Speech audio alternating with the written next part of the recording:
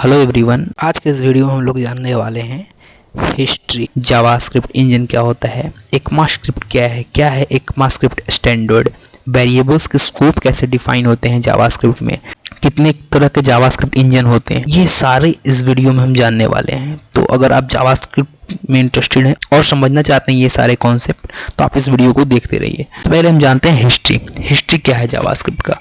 JavaScript जो बनाया गया था वो 1995 में बनाया गया था ब्रेडन ईच के द्वारा। इनका मकसद था कि जो नेविगेटर एक वेब ब्राउज़र था उसमें हम कुछ कॉम्प्लेक्स फीचर को ऐड कर सकें, जैसे डॉम में मैनिपुलेशन कर सकें, और अगर किसी तरीके का अगर सीएसएस में चेंजेस करने हैं तो वो चेंजेस कर सकें जावास्क्रिप्ट के द्वारा, यानी हम वेब को और इंटरैक्टिव बना सकें। पहले जावा यूज़ होता था ब्राउज़र में छोटे मोटे कॉम्प्लेक्स लॉजिक्स को इम्प्लीमेंट करने के लिए, लेकिन जावा वो फीचर नहीं देता था, यानी डॉम मैनिपुलेशन आप जावा के थ्रू नहीं कर सकते थे। बेसिक आप कैलकुलेशन वगैरह कर सकते थे, डॉम पे डेटा वगैरह को प्रिंट कर सकते थे, लेकिन डॉम मैनिपुलेशन जावा नहीं करता था। यहाँ पे ब्रेडन ईच ने 1995 में एक ऐसा प्रोग्रामिंग लैंग्वेज और एक ऐसा इंजन बनाने के बारे में सोचा जो कि वेब ब्राउज़र पे रन कर सके और जिसकी मदद से हम बहुत सारी चीज़ों को कंट्रोल कर सके, यानी डॉम मैनिपुलेशन से लेकर सीएसएस में कोई चेंजेस हों, एचटीएमएल में कुछ चेंजेस हों, या डायनेमिक इंटरैक्टिव वेबसाइट बना सके। तो वहाँ पे जावास्क्रिप्ट का निर्माण हुआ। उसके बाद 1997 में ECMA स्टैंडर्ड, ECMA का मतलब होता है यूरोपियन कंप्यूटर मैन्युफैक्चरिंग एसोसिएशन। ये एक यूएस का एसोसिएशन है जो मैन्युफैक्चरिंग होता है कंप्यूटर वगैरह का, उसका देखते हैं ये सारे। तो ECMA स्टैंडर्ड ने जावास्क्रिप्ट को स्टैंडर्डाइज कर दिया, यानी एक सर्टिफिकेट दे दिया कि अगर कोई भी नए इम्प्रूवमेंट आएंगे, चेंजेस आएंगे, तो वो हमारे थ्रू ही आएंगे। नेक्स्ट है जावास्क्रिप्ट इंजन चलता कहाँ है। जावास्क्रिप्ट इंजन चलता है वेब ब्राउज़र में। अगर आपके पास एंड्रॉयड फ़ोन है, iOS है, या फिर विंडो का लैपटॉप है, मैक ओएस है, उसमें अगर ब्राउज़र है, चाहे वो ब्राउज़र गूगल क्रोम हो सकता है, मोजिला फायरफॉक्स हो सकता है, एज हो सकता है, या फिर ओपेरा हो सकता है, किसी भी तरह के ब्राउज़र में एक जावास्क्रिप्ट इंजन लगा हुआ होता है, और ये हर एक ब्राउज़र में होता है। चाहे आप किसी भी मॉडर्न ब्राउज़र को ले लें, हर एक ब्राउज़र में जावास्क्रिप्ट इंजन होता है।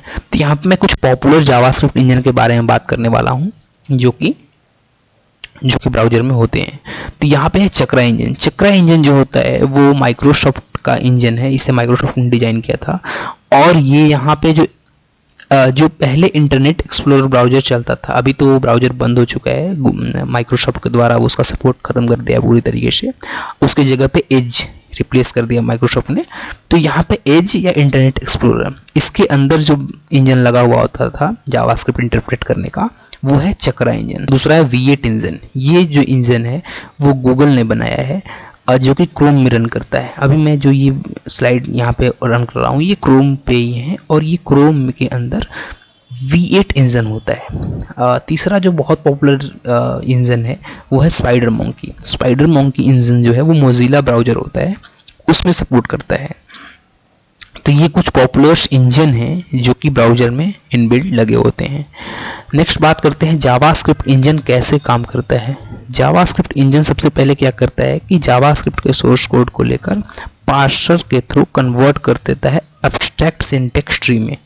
उस एब्स्ट्रैक्ट सिंटैक्स ट्री को इंटरप्रेट किया जाता है, उसके बाद उसको कंपाइल किया जाता है, यानी इंटरप्रेटर कंपाइलेशन होता है। उसके बाद उसे ऑप्टिमाइज मशीन कोड में कन्वर्ट किया जाता है, और देन वो मशीन कोड बाइट कोड में कन्वर्ट होकर वो रन होता है। यानी ये होता है फ्लो एक जावास्क्रिप्ट कोड को कन्वर्ट करने में मशीन कोड में, और मशीन कोड जो होता है वो रन करता है आपके ब्राउज़र पे। तो ये मैंने जो अभी दिखाया हुआ है ये सिनेरियो मैंने V8 इंजन का दिखाया हुआ है। और भी स्पाइडर मोंकी हो गया या चक्रा इंजन हो गया, ये बिल्कुल इसी तरीके से काम करते हैं, लगभग सारे सेम काम करते हैं। तो ऐसा नहीं है कि V8 इंजन में बहुत ही अलग इम्प्लीमेंटेशन है और उसमें बिल्कुल ही अलग इम्प्लीमेंटेशन है और बाकी सारे में अलग। थोड़े बहुत चेंजेस हो सकते हैं, उनके अपने स्टैंडर्ड हैं, और कोशिश किया जाता है कि हम कैसे V8 इंजन को बहुत फास्ट बना सके। इसीलिए थोड़े बहुत चीज़ें चेंजेस हो सकती हैं कि V8 इंजन में अलग तरीके से वो मशीन कोड कंपाइलेशन हो रहा है, इनका एल्गोरिथम अलग तरीके से यूज़ किया हुआ है कंपाइलेशन करने का, या ऑप्टिमल मशीन कोड में कन्वर्ट करने का इनका एल्गोरिथम अलग लिखा हुआ है, और बाकी सारे जो इंजन्स हैं उनका एल्गोरिथम हो सकता है अलग लिखा हुआ है, लेकिन लगभग बाकी सारे जो बेसिक्स ये हैं वो सेम होते हैं। यहाँ पे मैं बात करना चाहूँगा थोड़ा सा ECMAScript के बारे में। ECMAScript क्या है? ECMAScript एक इंटरनेशनल ऑर्गेनाइजेशन है जो कि स्टैंडर्डाइज किया है जावास्क्रिप्ट को। इसका मतलब क्या हुआ? जावास्क्रिप्ट में अगर कोई भी अपडेट आता है, यानी कोई भी नए फीचर्स ऐड हुए या कोई फीचर्स को हटाया गया है या कोई नया वर्जन्स आया, तो वो ECMAScript के द्वारा किया जाता है। ECMAScript ने जावास्क्रिप्ट को बहुत सारे चीज़ें, बहुत फीचर्स, बहुत ज़्यादा ईजीएस्ट सिंटैक्स दिया है ताकि डेवलपर को लिखने में कोड आसानी हो। और जो कॉम्प्लेक्स चीज़ें हैं जैसे ऑब्जेक्ट वगैरह डिस्ट्रक्चरिंग करने का, पहले का जो मेथड है ऑब्जेक्ट डिस्ट्रक्चरिंग करने का, एरे डिस्ट्रक्चरिंग करने का, या सिंटेक्स में और भी जो पहले के मेथड्स थे वो थोड़े हार्ड थे, और ये सारी चीज़ें इम्प्लीमेंट करने के लिए और भी बहुत सारा कोड लिखना पड़ता था। लेकिन यहाँ पे ऐसा नहीं है। ECMAScript में ये चीज़ों को और सिंप्लीफाई किया और टाइम टू टाइम अपडेट देता जाता है, जिसके कारण जावास्क्रिप्ट का सपोर्ट बना हुआ है और डेवलपर फ्रेंडली बनते जा रहा है जावास्क्रिप्ट धीरे धीरे। तो ये हैं कुछ एडिशंस। 5th एडिशन ECMAScript ने 2009 में लॉन्च किया था। उसके बाद 2009 के बाद 2015 में 6th एडिशन लॉन्च किया, जो कि बहुत ही पॉपुलर एडिशन है अब तक का, और इसमें बहुत सारे फीचर्स ऐड किए गए, सिंटेक्स को आसान किया गया, चीज़ों को और ईजीएस्ट वे पॉसिबल बनाया गया।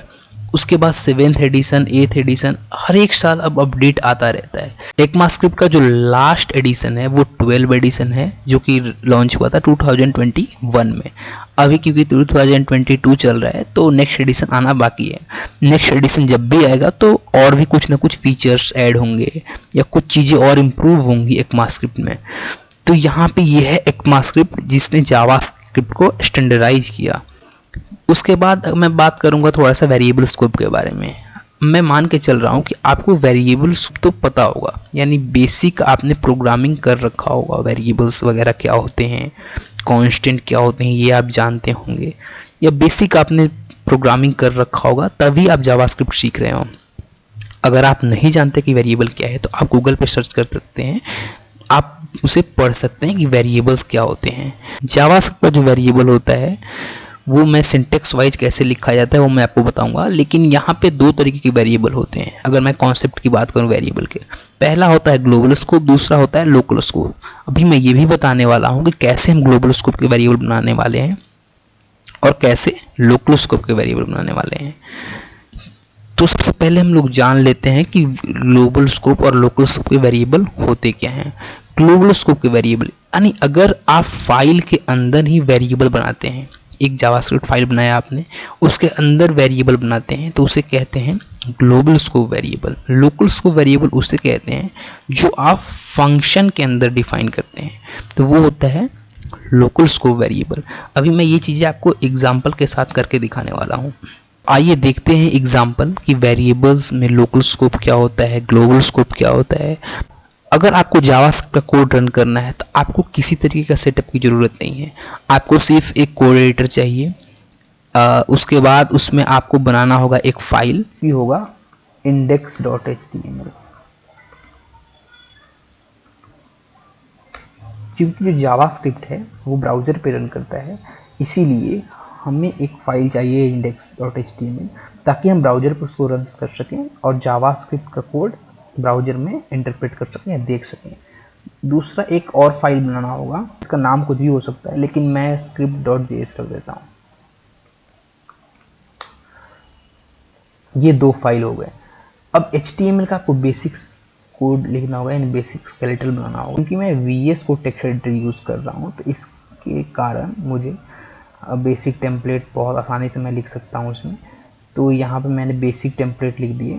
उसके बाद मैं जावास्क्रिप्ट की फाइल को HTML में इंक्लूड करने वाला हूँ, यानी ऐड करने वाला हूँ। तो वो ऐड कैसे होता है? तो ऐड करने के लिए आपको लिखना होगा स्क्रिप्ट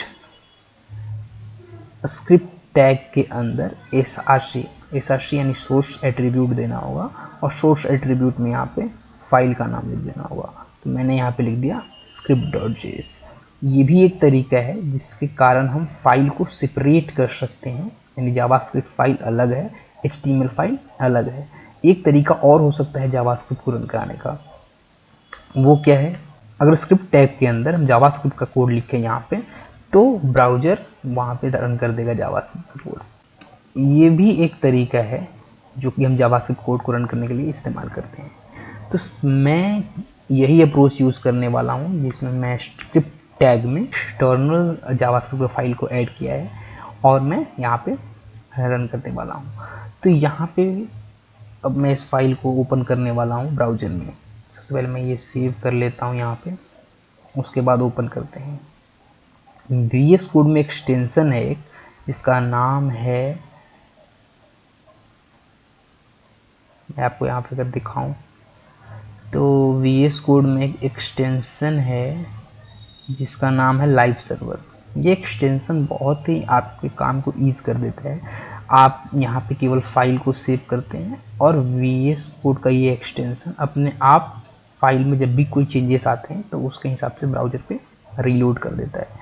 तो यहाँ पे मैंने गो लाइव पे क्लिक कर दिया और लाइव एक्सटेंशन जो है वो मेरे फाइल को 5500 पे रन करा रहा है। तो देखते हैं कहाँ पे रन हो रहा है या नहीं हो रहा है मैं अपना फाइल। तो यहाँ पे मैं लिखूँगा लोकल होस्ट लोकल होस्ट 5500, तो ये फाइल रन हो जाएगा। जैसा कि आप देख सकते हैं डॉक्यूमेंट यहाँ पे आ चुका है जो कि मैंने यहाँ दिया है। तो अगर मैं यहाँ पे कुछ प्रिंट करके देखूँ जैसे हेलो, तो ये डायरेक्ट यहाँ पे रिफ्लेक्ट हो गया। अगर आप जावास्क्रिप्ट के कोड को देखना चाहते हैं ब्राउजर पे तो आपको इंस्पेक्ट करना होगा। यहाँ पे ये आप इंस्पेक्ट किया मैंने और ये है कंसोल। जो भी जावास्क्रिप्ट का कोड रन होगा वो सबसे पहले यहाँ पे ही प्रिंट होगा। पहले मैं एक बेसिक चीज़ प्रिंट करना चाहता हूँ, hello world. Hello world print करने के बाद हमें पता चलेगा कि जावास्क्रिप्ट जो मैंने इंक्लूड किया वो रन हो रहा है या नहीं हो रहा है ब्राउजर के द्वारा। जैसे C++ लैंग्वेज में कोई भी मैसेज स्क्रीन पे प्रिंट कराने के लिए printf का इस्तेमाल करते हैं, वैसे ही जावास्क्रिप्ट में कोई भी सिंटेक्स प्रिंट कराने के लिए हम कंसोल का इस्तेमाल करते हैं। कंसोल की मदद से हम जावास्क्रिप्ट में कोई भी स्ट्रिंग को कंसोल में प्रिंट करा सकते हैं या वेरिएबल को भी प्रिंट करा सकते हैं। तो हम सबसे पहले लिखते हैं कंसोल, उसके बाद डॉट लॉग एक मेथड है, और भी बहुत सारे मेथड हैं, अभी उसके बारे में हम बात करेंगे, लेकिन सबसे पहले हम लॉग जान लेते हैं। लॉग मेथड क्या करता है कि इसमें जो भी डेटा पास करते हैं तो वो डेटा कंसोल पे प्रिंट हो जाता है। जैसे मैं यहाँ पे लिखता हूँ हेलो वर्ल्ड, तो ये मैं सेव किया और आप देख सकते हैं हेलो वर्ल्ड यहाँ पे कंसोल पे प्रिंट हो गया है। यहाँ पे अभी आप देख सकते हैं ये कंसोल सेक्शन पे लगा हुआ है ब्राउजर में और कंसोल पे हेलो वर्ल्ड प्रिंट हो जाता है। अब हम बात करते हैं वेरिएबल्स के बारे में। वेरिएबल्स होते क्या हैं जावास्क्रिप्ट में और वेरिएबल्स को हम डिफाइन कैसे करते हैं। ECMAScript 6 से पहले वेरिएबल का जो कीवर्ड था वो वैर था, यानी वैर के बाद अगर आप कुछ भी लिखते हैं जैसे name equal to the coder, तो इसे एक वेरिएबल माना जाता था। ये ग्लोबल स्कोप वेरिएबल है। वैर कीवर्ड की मदद से अगर आप वेरिएबल डिफाइन करते हैं तो ये ग्लोबल स्कोप वेरिएबल माना जाता है। लेकिन ECMAScript 6 ने और भी दो कीवर्ड इंक्लूड किए वेरिएबल बनाने के, वो जिसका नाम है लेट एंड कॉन्स्ट। इन दो कीवर्ड की मदद से जो वेरिएबल बनते हैं उनका सेपरेट स्कोप होता है। जैसे हम अगर इस कीवर्ड की मदद से वेरिएबल बनाते हैं जैसे name 2 equal to the coder 1, या कॉन्स्ट नेम 3 इक्वल टू यहाँ पे हेलो। तो ये तीन सिंटेक्स हैं जिसकी मदद से हम वेरिएबल बना सकते हैं। ये तीन सिंटेक्स का जो फंक्शनैलिटी है वो बिल्कुल अलग अलग है। अगर हम वैर की मदद से वेरिएबल बनाते हैं तो ये बाय डिफ़ॉल्ट वेरिएबल ग्लोबल ही बनेगा। यानी अगर हम वैर कीवर्ड की मदद से फंक्शन में भी वेरिएबल बनाते हैं तो इसका स्कोप ग्लोबली होता है। दूसरा है लेट कीवर्ड। लेट कीवर्ड जो होता है वो ब्रैकेट स्कोप डिफाइन करता है, यानी अगर लेट कीवर्ड की मदद से हम वेरिएबल बनाते हैं तो वो एक स्कोप में डिफाइन होता है। इसका मतलब ये हुआ कि लेट कीवर्ड की मदद से अगर हम किसी फंक्शन में वेरिएबल बनाते हैं तो उसका जो स्कोप हुआ वो एक फंक्शन के अंदर ही होता है। तीसरा है कॉन्स्ट। कॉन्स्ट कीवर्ड यूज होता है कांस्टेंट वेरिएबल बनाने के लिए। कांस्टेंट वेरिएबल क्या होते हैं? कांस्टेंट वेरिएबल वो होते हैं जो एक बार बनाने के बाद चेंज नहीं किए जा सकते। इसका मतलब ये हुआ कि अगर मैं यहाँ पे name3 वेरिएबल बनाया हुआ हूँ और उसके बाद मैं इस वेरिएबल को चेंज करना चाहता हूँ तो मैं चेंज नहीं कर सकता हूँ। name3 इक्वल टू 22, इसे मैं चेंज नहीं कर सकता हूँ। अगर मैं चेंज करने की कोशिश भी करता हूँ तो यहाँ पे एरर आता है जो कि जावास्क्रिप्ट कह रहा है कि टाइप एरर है, असाइनमेंट ऑफ कांस्टेंट वेरिएबल। इसका मतलब असाइनमेंट नहीं किया जा सकता है कांस्टेंट वेरिएबल में। वही नहीं, अगर आप कांस्टेंट वेरिएबल बनाते हैं उसके बाद सेकेंड लाइन में आप चाहते हैं कि कुछ ना कुछ वैल्यू असाइन कर दें तो वो भी नहीं पॉसिबल है, क्योंकि जब भी हम कांस्टेंट वेरिएबल बनाते हैं तो कांस्टेंट वेरिएबल बनाते वक्त ही हमें इनिशियलाइजेशन कर देना होता है वैल्यू का। तो ये मैंने वैल्यू का इनिशियलाइजेशन कर दिया तो ये ओके है, यानी यहाँ पे अब रन हो जाएगा। मैं अगर आपको प्रिंट करा के दिखाऊँ यहाँ पे console.log name3 तो आप देख सकते हैं वैल्यू प्रिंट हो जाएगा। लेकिन लेट का जो फंक्शनैलिटी है वो डिफरेंट है कॉन्स्ट से। लेट वेरिएबल्स में हम रीअसाइन कर सकते हैं वैल्यू के। अभी आप देख सकते हैं द कोडर 1 यहाँ पे प्रिंट हो रहा है, लेकिन अगर मैं यहाँ पे name2 इक्वल टू हेलो लिख देता हूँ तो यहाँ पे जो name2 है वो द कोडर को रिप्लेस कर देगा और वो हेलो असाइन कर देगा, यानी हेलो प्रिंट हो जाएगा। लेकिन जो लेट कीवर्ड की मदद से बने वेरिएबल्स हैं उसे हम दोबारा नहीं बना सकते हैं, यानी अगर हम लेट name2 बनाते हैं तो ये एरर आएगा। यहाँ पे ये जावास्क्रिप्ट एरर देगा, ये कह रहा है कैन नॉट रीडिक्लेयर ब्लॉक्स को वेरिएबल। लेट कीवर्ड की मदद से बने वेरिएबल को दो बार डिक्लेयर नहीं कर सकते, और वैर कीवर्ड से बने वेरिएबल लेट कीवर्ड से बिल्कुल अलग होते हैं। यहाँ पे हम रीडिक्लेयर कर सकते हैं, यानी अगर हम वैर नेम इक्वल टू हेलो लिखूँ और यहाँ पे मैं नेम प्रिंट करा रहा हूँ तो ये बिल्कुल पॉसिबल है। जैसा कि आप देख सकते हैं यहाँ पे हेलो प्रिंट हुआ, द कोडर प्रिंट नहीं हुआ। क्यों? क्योंकि हम नेम जो वैर कीवर्ड से बनने वाले वेरिएबल्स होते हैं उसे हम रीडिक्लेयर कर सकते हैं। इसी कारण ECMAScript 6 में, यानी जो जावास्क्रिप्ट के जो ECMAScript 6 एडिशन था उसमें ये लेट कीवर्ड को इंट्रोड्यूस किया गया। लेट कीवर्ड इंट्रोड्यूस करने के बाद हम, क्योंकि वेरिएबल्स बना हुआ है, यानी पहले से जो वेरिएबल्स बने हुए हैं उसे हम रीडिक्लेयर नहीं कर सकते हैं। तो ये एक फ़ायदा है लेट कीवर्ड का, और मोस्टली अब लोग लेट कीवर्ड यूज़ करते हैं, वैर कोई यूज़ नहीं करता। वैर अभी भी जावास्क्रिप्ट में इसलिए अवेलेबल है क्योंकि वेब जो होता है वो बैकवर्ड कंपैटिबिलिटी पे चलता है।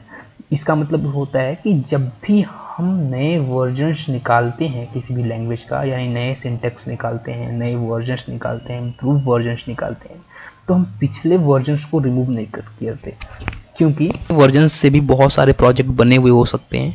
और अगर जावास्क्रिप्ट में वैर का सपोर्ट हटा दिया गया जावास्क्रिप्ट इंजन से तो हो सकता है कि जो प्रोजेक्ट पहले बने हुए हों वो रन न करें। तो यही एक कारण है कि वेब जो होता है वो बैकवर्ड कंपैटिबल होता है। अगर आप जावास्क्रिप्ट सीख रहे हैं तो आप वैर का इस्तेमाल न करें तो ही बेहतर है, अनटिल और अनलेस अगर कुछ एक्सेप्शन केस ना आ जाए तो आप लेट कीवर्ड का इस्तेमाल करना चाहिए वेरिएबल बनाने के कारण। ये ज़्यादा सिक्योर है और रीडिक्लेयर के कारण जो वेरिएबल डुप्लीकेशन होता है रीडिक्लेरेशन के कारण वो प्रोटेक्ट करता है। तो ये मैंने जाना कुछ, ये हम लोगों ने जाना वेरिएबल्स के बारे में। वेरिएबल्स में अगर मैं और आपको थोड़ा सा डिटेल इन डेप्थ कॉन्सेप्ट के बारे में बात करूं तो जब भी हम वैर कीवर्ड की मदद से वेरिएबल्स बनाते हैं, जैसे वैर ए इक्वल टू हेलो, तो मैं अगर आपको दिखाऊं यहाँ पे पहले लॉक कर लेता हूँ ए ताकि प्रिंट हो रहा है या नहीं देख लो। Hello print, okay hello print हो रहा है यहाँ पे। अगर मैं आपको सोर्स फाइल के अंदर script.js के अंदर यहाँ पे दिखाऊं तो ये है script.js जो कि फाइल है जो कि हमारे ब्राउज़र को मिल रहा है। इसी फाइल में जो भी कोड हम लिखते हैं वो स्टेप बाय स्टेप रन होता है और हम कंसोल पे यहाँ पे देख सकते हैं कि अभी हमने कंसोल लॉग लगाया हुआ है तो कंसोल पे देख सकते हैं। तो ये अगर मैं यहाँ पे ब्रेक पॉइंट लगाऊं, ब्रेक पॉइंट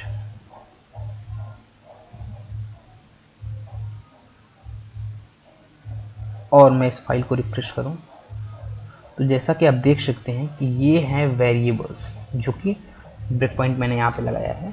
ये जो वेरिएबल्स है वो ग्लोबल स्कोप के होते हैं, जो उसका स्कोप है वो ग्लोबल है। ग्लोबल स्कोप क्या होता है? ग्लोबल स्कोप यानी विंडो स्कोप। यहाँ पे आप देख सकते हैं कि ये वेरिएबल है वो सबसे पहले यहाँ पे ग्लोबल स्कोप में बना हुआ है, भी इसका वैल्यू अनडिफाइंड है। ऐसा इसलिए है क्योंकि अभी मैंने यहाँ पे लगाया हुआ है एक ब्रेक पॉइंट जिसके कारण ये कोड यहाँ पे एग्जीक्यूशन इसका रुका हुआ है। अब मैं नेक्स्ट करता हूँ तो नेक्स्ट करने के बाद जैसा कि आप देख सकते हैं कि ए में हेलो असाइन हो गया यहाँ पे। अब console.log प्रिंट हो चलेगा और यहाँ पे हेलो को प्रिंट कर देगा। नेक्स्ट स्टेप अगर मैं करूँ यहाँ पे तो यहाँ पे आप देख सकते हैं कंसोल में हेलो प्रिंट हो गया है।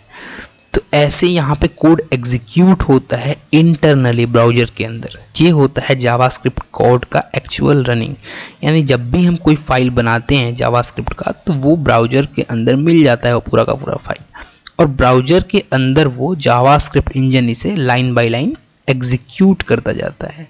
तो ये तो मैंने बताया वेर कीवर्ड की मदद से बने वेरिएबल्स का। वेर कीवर्ड से बने वेरिएबल्स का स्कोप हमेशा ग्लोबल होता है। ग्लोबल स्कोप का मतलब ये हुआ कि अगर हम फाइल भी बनाते हैं जावास्क्रिप्ट का तो वो फाइल एक प्रोग्राम माना जाता है।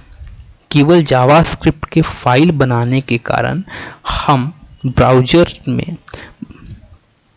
ब्राउज़र इसमें बहुत सारी चीज़ें यानी इनबिल्ड फंक्शनैलिटी ऐड कर देता है। जैसा कि आप देख सकते हैं कि ये सब एक फंक्शनैलिटी है जो ग्लोबली प्रेजेंट है, यानी जावास्क्रिप्ट इंजन इसमें ऐड कर दिया है। ये ग्लोबल स्कोप जो होता है वो विंडो स्कोप है, और विंडो स्कोप में हम वेरिएबल्स यहाँ पे जैसा कि आप देख सकते हैं कि हेलो यहाँ पे ग्लोबली डिक्लेयर हुआ है।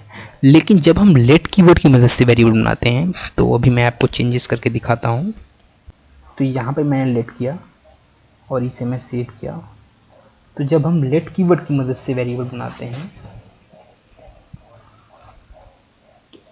मैं इस पेज को रिफ्रेश कर रहा हूँ तो यहाँ पे मैं रिफ्रेश किया, जैसा कि आप देख सकते हैं कि लेट कीवर्ड की मदद से बने वेरिएबल्स ग्लोबली डिफाइन नहीं होते। यहाँ पे देख सकते हैं ये है ग्लोबल स्कोप, ये है ग्लोबल स्कोप, या ये है स्क्रिप्ट स्कोप। स्क्रिप्ट स्कोप पे ही डिफाइन होते हैं। जैसा कि आप देख सकते हैं कि ए अभी अनडिफाइन है, यानी ए में भी कोई वैल्यू नहीं असाइन हुआ है, क्योंकि मैंने यहाँ पे ब्रेक पॉइंट लगाया हुआ है, इसीलिए कोड का एग्जीक्यूशन अभी यहीं पे रुका हुआ है लाइन नंबर 2 पे।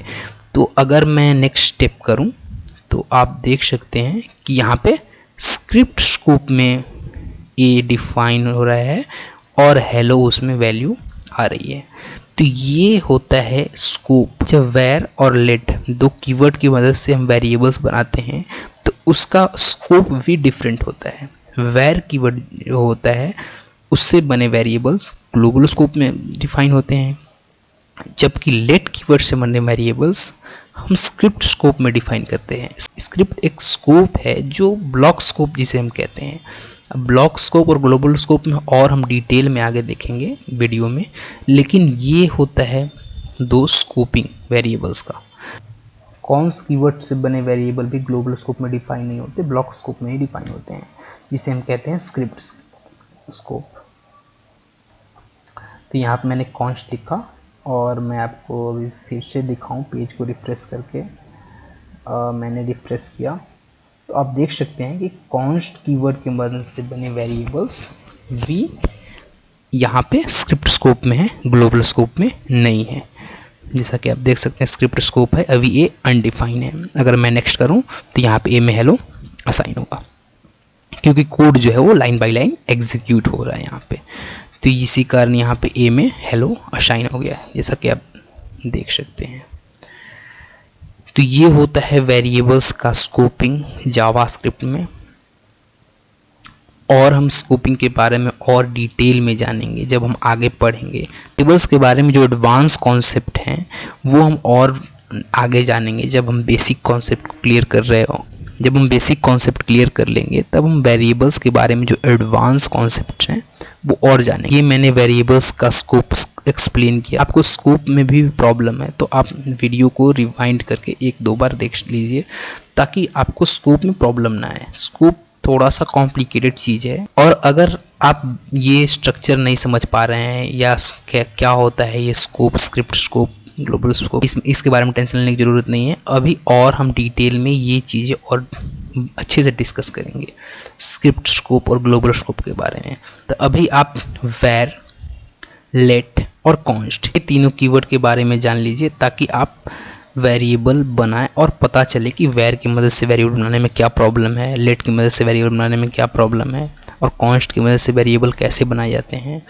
वेर की मदद से जो वेरिएबल बनाए जाते हैं उसे रीडिक्लेयर कर सकते हैं, जबकि लेट की मदद से बने वेरिएबल को रीडिक्लेयर नहीं कर सकते। अगर हम कॉन्स्ट कीवर्ड की मदद से वेरिएबल बनाते हैं तो जब हम वेरिएबल्स को बनाते हैं उसी समय उसमें डेटा रखना इंपॉर्टेंट है। हम नेक्स्ट लाइन में उस वेरिएबल को असाइन भी नहीं कर सकते और रीअसाइन तो कर ही नहीं सकते। तो ये हैं कुछ अंतर वेरिएबल्स के बारे में, और नेक्स्ट वीडियो में हम और डिटेल में और चीज़ें जानेंगे, फंक्शंस के बारे में जानेंगे और कैसे ऑब्जेक्ट बनते हैं इसके बारे में जानेंगे, स्कोपिंग कैसे होता है वेरिएबल्स का, फंक्शंस का स्कोपिंग क्या होता है, ग्लोबल स्कोप में क्या क्या प्रेजेंट होता है, डॉम मैनिपुलेशन उसके बाद हम लोग सीखेंगे। तो ये सारी चीज़ें मैं बताने वाला हूँ। तो फिलहाल के लिए इस वीडियो में इतना ही, और आगे इंटरेस्टिंग वीडियो देखने के लिए, जावास्क्रिप्ट को कॉन्सेप्ट से समझने के लिए आप इस चैनल को सब्सक्राइब कर सकते हैं। Thank you for watching this video.